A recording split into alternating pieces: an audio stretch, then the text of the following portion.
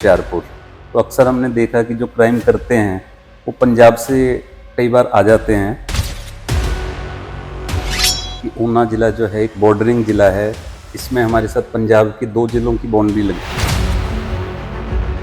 जैसे एक petrol pump पे भी छीना झपटी की घटना हुई और उन्होंने अपने तलवार दिखाई। बीच में कुछ नई घटनाएं होती रहती हैं। पीछे जैसे एक गगरेट थाने में मर्डर की घटना हुई, तो उसको भी जैसे हम कुछ समय के बाद वर्कआउट कर पाए। आज हमारे साथ बातचीत करने के लिए मौजूद है जिला ऊना के एसपी राकेश सिंह जी। सर, स्वागत आपका समय न्यूज़ में। धन्यवाद, थैंक यू। सर, ऊना ज़िला की अगर बात करी जाए तो पंजाब के साथ सटा हुआ जो ज़िला है, अक्सर जहां पर जो छात्र हैं वो आपराधिक गतिविधियों को अंजाम देने के बाद फरार हो जाते हैं, तो अब तक आपराधिक जो गतिविधियाँ उस पर किस तरह की जो है आपने जांच की और कितने लोगों को अब तक आप पकड़ पाए हैं? जैसा कि आपने खुद ही बताया कि ऊना ज़िला जो है एक बॉर्डरिंग ज़िला है, इसमें हमारे साथ पंजाब के 2 ज़िलों की बाउंड्री लगती है, रोपड़ और होशियारपुर। तो अक्सर हमने देखा कि जो क्राइम करते हैं वो पंजाब से कई बार आ जाते हैं।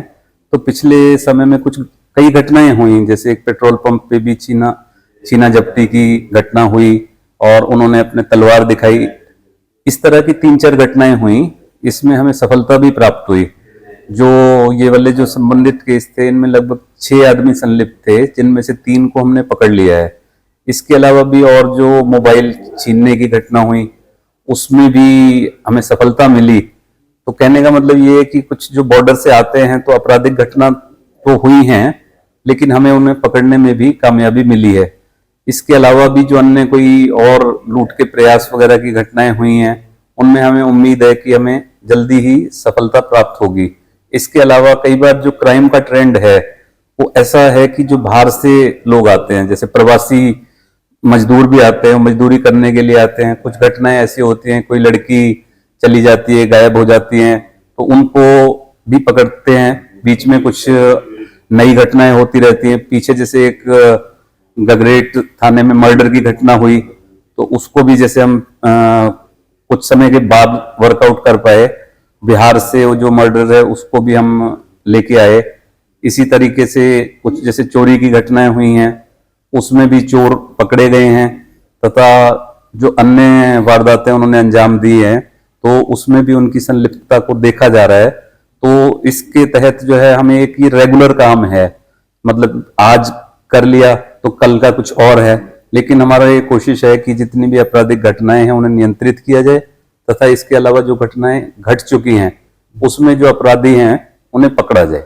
सर, एक आजकल और जो सबसे ज्यादा देखने को मिल रहा है कि साइबर क्राइम की जो घटनाएं हैं वो लगातार बढ़ रही हैं, तो ऊना जिला में क्या सिचुएशन है? कितनी अब तक जो है साइबर क्राइम की शिकायतें आपके पास पहुंची है?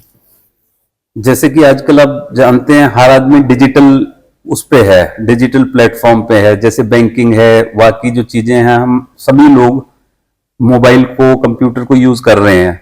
तो ये टेक्नोलॉजी का यूज है, पर इसके साथ ही जो अपराधी है उसका भी जो मोडस ऑपरेंडी है वो थोड़ा चेंज हो गया है। थोड़ा चेंज हो गया है कि मतलब कि वो भी आजकल इसका इस्तेमाल करने लगे हैं। तो लोग इसमें अक्सर बहकावे में आ जाते हैं, कोई लालच में आ जाते हैं कि भाई इससे ऐसा पैसा मिलेगा।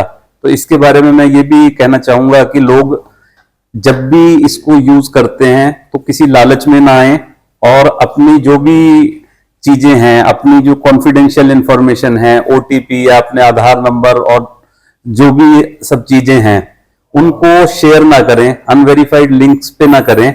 और आज जो भी क्राइम हो रहा है उसमें मोस्टली जितने भी हैं, साइबर की डायमेंशन हर एक में है। जो भी केस है, अगर आपको प्राइमा फेसी ऐसा भी लग रहा है प्रथम दृष्टि कि ये किसी और चीज का केस है, लेकिन उसमें भी कहीं ना कहीं साइबर का लिंक जुड़ा हुआ है।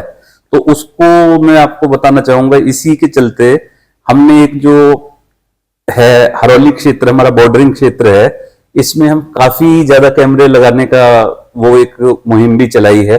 मुहिम क्या चलाई, मतलब हमारे पास आ चुके हैं कैमरे, लगभग 100 के करीब हम जो है कैमराज इंस्टॉल करेंगे, ताकि हम उसमें जो भी आपराधिक तत्व हैं उन्हें स्पॉट कर सकें। ये एक नई डेवलपमेंट है।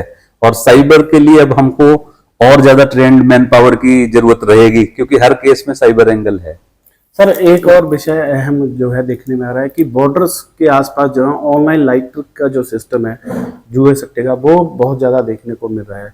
तो इस पर अंकुश लगाने के लिए जिला पुलिस क्या कदम उठा रही है? ऑनलाइन, तो ये भी एक, जैसे आपने बोला ना, ये भी एक साइबर की डायमेंशंस है कि किस तरीके से आ रहा है। अब हमारे जो क्रिमिनल का मोडस ऑपरेंडी चेंज हो गया है। पहले जैसे वो धड़ा सट्टा का अलग था, जैसे आप बता रहे हैं, तो ये अब मोबाइल के इससे है। इसके लिए भी हमें कोई नई वो टेक्निक डिवाइस करनी पड़ेगी, और लॉ में किस तरीके से प्रोसीड करेंगे, जो पुराने लॉज हैं और जो नए लॉज का इनका सामंजस्य बनाते हुए इसको भी पकड़ने का प्रयास करेंगे।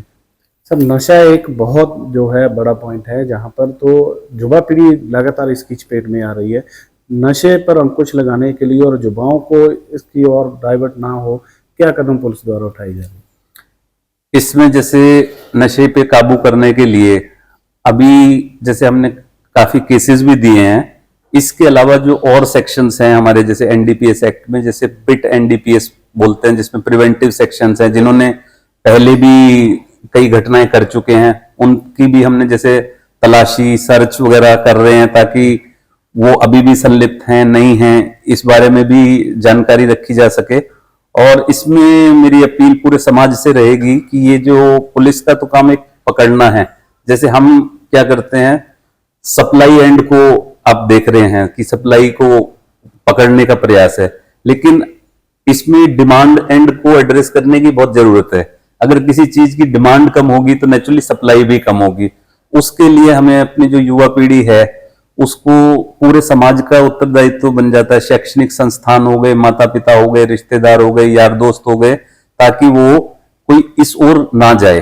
अगर कोई नए युवा उस ओर नहीं जाएंगे, जैसे उनमें जागरूकता हो, खेलों की तरफ वो रहें, और समाज में वो आजकल जैसे लोनलीनेस, अकेलापन है, डिप्रेशन है, ये चीजें समाज में जितनी कम होंगी वो भी हेल्प करेगी। पुलिस ज्यादातर जैसे हमारा मेनली जैसे हम बोलते हैं कि कितना पकड़ा, वो एक सप्लाई एंड है, लेकिन हमें इसमें supply and as well as demand and दोनों को करने की जरूरत है।